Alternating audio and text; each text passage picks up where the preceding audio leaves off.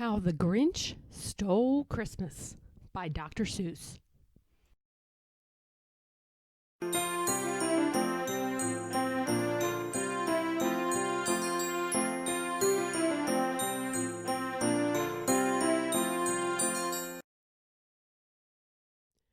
How the Grinch Stole Christmas by Dr. Seuss. Every Who down in Whoville liked Christmas a lot. But the Grinch, who lived just north of Whoville, did not. The Grinch hated Christmas, the whole Christmas season. Now please don't ask why. No one quite knows the reason. It could be his head wasn't screwed on just right. It could be, perhaps, that his shoes were too tight. But I think that the most likely reason of all may have been that his heart was 2 sizes too small. But whatever the reason, his heart or his shoes, he stood there on Christmas Eve hating the Whos, staring down from his cave with a sour, grinchy frown at the warm lighted windows below in their town. For he knew every Who down in Whoville beneath was busy now hanging a mistletoe wreath. "And they're hanging their stockings!" he snarled with a sneer. "Tomorrow is Christmas, it's practically here." Then he growled with his Grinch fingers nervously drumming, "I must find some way to stop Christmas from coming." For tomorrow, he knew, all the Who girls and boys would wake bright and early. They'd rush for their toys. And then, oh, the noise! Oh, the noise, noise, noise, noise! That's one thing he hated. The noise, noise, noise, noise! Then the Whos, young and old, would sit down to a feast, and they'd feast, and they'd feast, and they'd feast, feast, feast, feast. They would feast on Who pudding and rare Who roast beast, which was something the Grinch couldn't stand in the least. And then they'd do something he liked least of all. Every Who down in Whoville, the tall and the small, would stand close together with Christmas bells ringing. They'd stand hand in hand, and the Whos would start singing. They'd sing, and they'd sing, and they'd sing, sing, sing, sing. And the more the Grinch thought of this Who Christmas sing, the more the Grinch thought, "I must stop this whole thing. Why, for 53 years I've put up with it. Now I must stop this Christmas from coming. But how?" Then he got an idea, an awful idea. The Grinch got a wonderful, awful idea. "I know just what to do," the Grinch laughed in his throat, and he made a quick Santa Claus hat and a coat. And he chuckled and clucked, "What a great Grinchy trick! With this coat and this hat, I look just like Saint Nick. All I need is a reindeer." The Grinch looked around, but since reindeer are scarce, there was none to be found. Did that stop the old Grinch? No, the Grinch simply said, "If I can't find a reindeer, I'll make one instead." So he called his dog Max. Then he took some red thread, and he tied a big horn on the top of his head. Then he loaded some bags and some old empty sacks on a ramshackle sleigh, and he hitched up old Max. Then the Grinch said, "Giddy up!" and the sleigh started down toward the homes where the Whos lay a snooze in their town. All their windows were dark, quiet snow filled the air. All the Whos were all dreaming sweet dreams without care. When he came to the first little house on the square, "This is stop number 1," the old Grinchy Claus hissed, and he climbed to the roof, empty bags in his fist. Then he slid down the chimney, a rather tight pinch, but if Santa could do it, then so could the Grinch.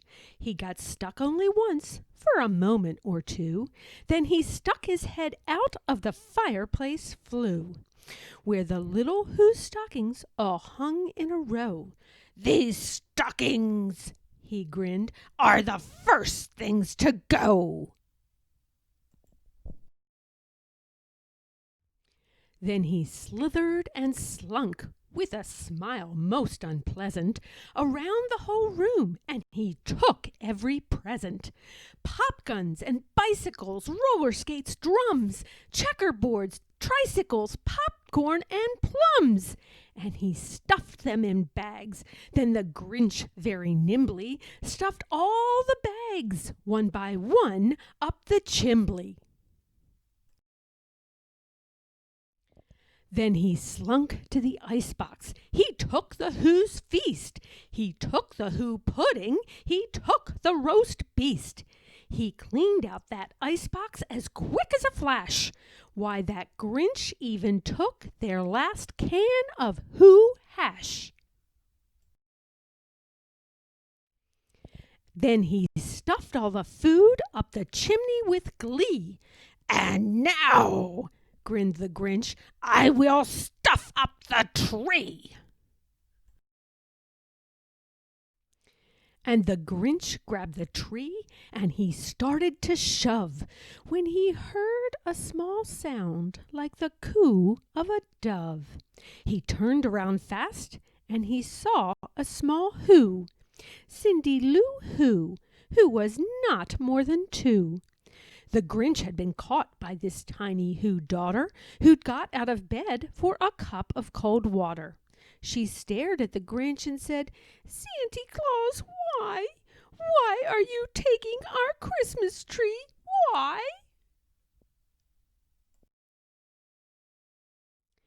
But you know that old Grinch was so smart and so slick. He thought up a lie and he thought it up quick.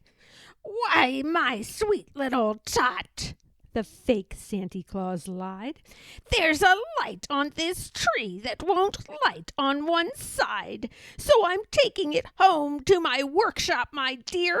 I'll fix it up there, then I'll bring it back here." And his fib fooled the child. Then he patted her head, and he got her a drink, and he sent her to bed. And when Cindy Lou Who went to bed with her cup, he went to the chimney and stuffed the tree up. Then the last thing he took was the log for their fire. Then he went up the chimney himself, the old liar. On their walls he left nothing but hooks and some wire. And the one speck of food that he left in the house was a crumb that was even too small for a mouse.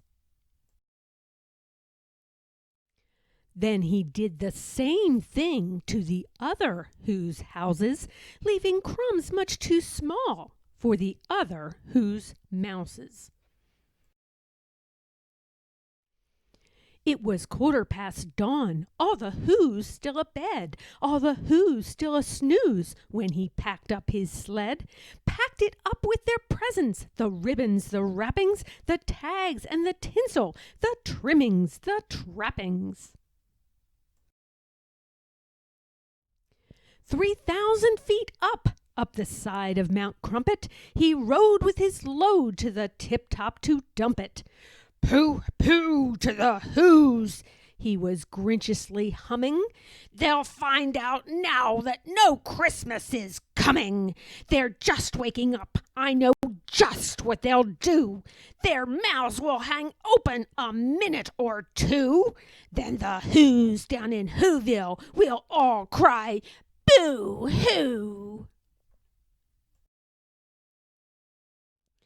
"That's a noise," grinned the Grinch, "that I simply must hear."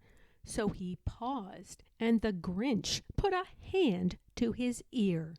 And he did hear a sound rising over the snow. It started in low, then it started to grow. But the sound wasn't sad. Why, this sound sounded merry. It couldn't be so, but it was merry, very. He stared down at Whoville. The Grinch popped his eyes. Then he shook. What he saw was a shocking surprise.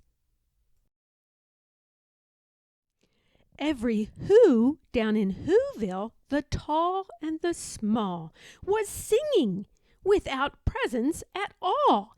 He hadn't stopped Christmas from coming. It came. Somehow or other, it came just the same. And the Grinch, with his Grinch feet ice cold in the snow, stood puzzling and puzzling. How could it be so? It came without ribbons. It came without tags. It came without packages, boxes, or bags.